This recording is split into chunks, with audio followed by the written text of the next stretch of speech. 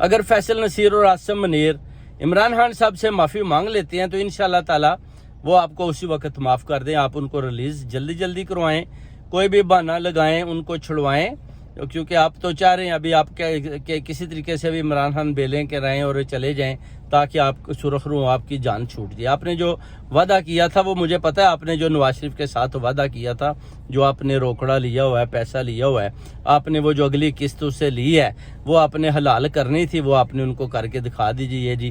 آپ نے بولا جی یہ گرفتار نہیں, تو ہم نے گرفتار کر لیا ہے, تو اب گرفتاری کے بعد ہمیں کیا کرنا ہے؟ وہ اور پیسہ آفر کرتا ہے, وہ اور آپ کو آفر کرے گا کہ آپ خان صاحب کی جان بھی لے لیں, تو وہ تو آپ کو یوز کرتا جائے گا آپ کو, اور آخر میں اسٹیبلشمنٹ آپ پر ہی آرٹیکل 6 لگا کر آپ کو پکڑ لے گی. پھر آپ کیا کریں گے؟ آپ کدھر جائیں گے پھر؟